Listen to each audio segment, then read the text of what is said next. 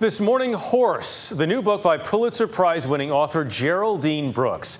It's about a thoroughbred who at one time sired more champions than any other horse in history.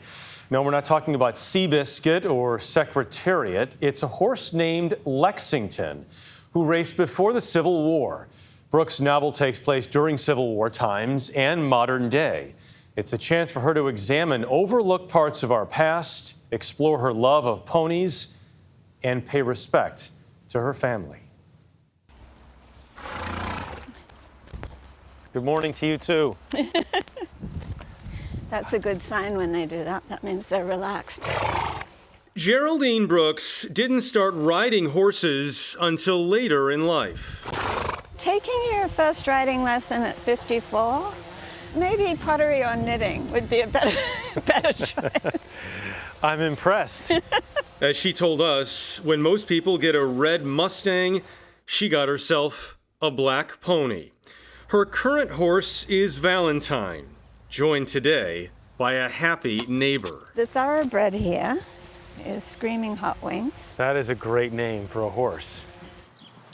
While she's only been riding for about 12 years, Brooks' days writing about horses go back much further. After growing up in Australia and graduating from college with degrees in political science and fine arts, she took a job in journalism and was promptly thrown on the horse racing beat. In those pre-internet days, rural bookmakers would pay out on the results that were published in the newspaper, and if I made a mistake, I would be terminated, and not just by the newspaper. Wow. So no pressure. An early experience with the impact of journalism. Quite. Brooks has now turned her history with horses into an historical novel about a famed horse named Lexington, who raced before the Civil War. Horse racing in the 1800s, pre-Civil War and post, is as big as football is today. I think it might even be bigger, because in the 1850s, this was still a very agrarian society.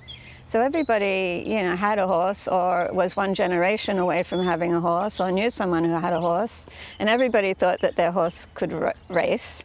Horse unfolds over 3 different time periods.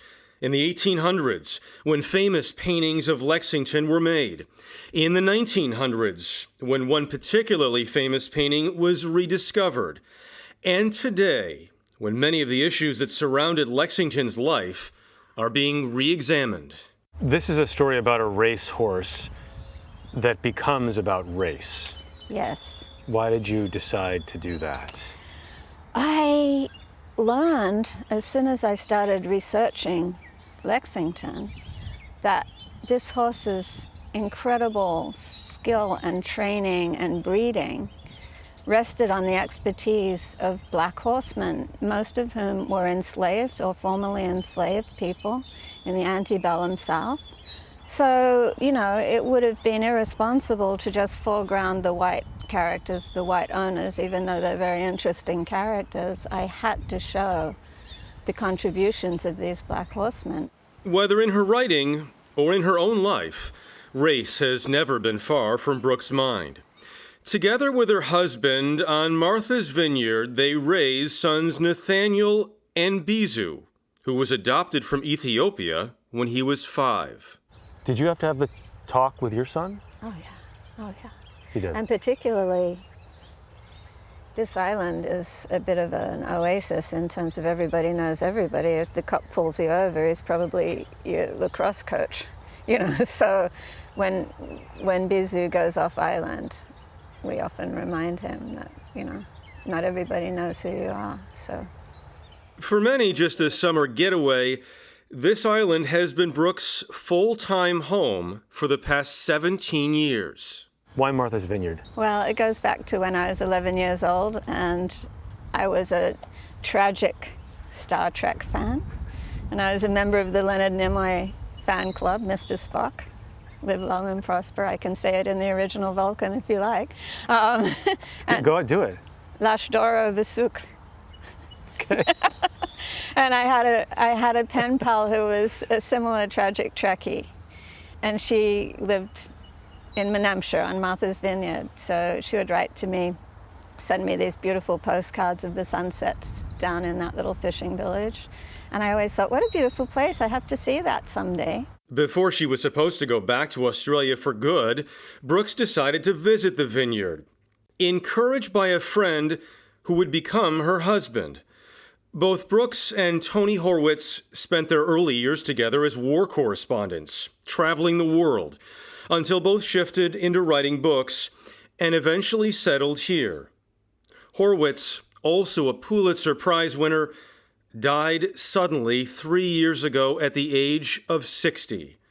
Brooks has dedicated her latest novel to his memory. You said for Tony, it will be the past and we'll live there together. Well, that's from a poem that I admire called Heaven. And that is what I hope for, is that I'll see my brilliant, funny, wonderful husband again. When people think about him today, what do you want them to know? He was an open-hearted, curious historian, journalist. He used to describe himself as a reporter on the history beat. He was very interested in how the reverberations of the past still echo in the present, particularly to do with the legacy of the Civil War. Mm-hmm.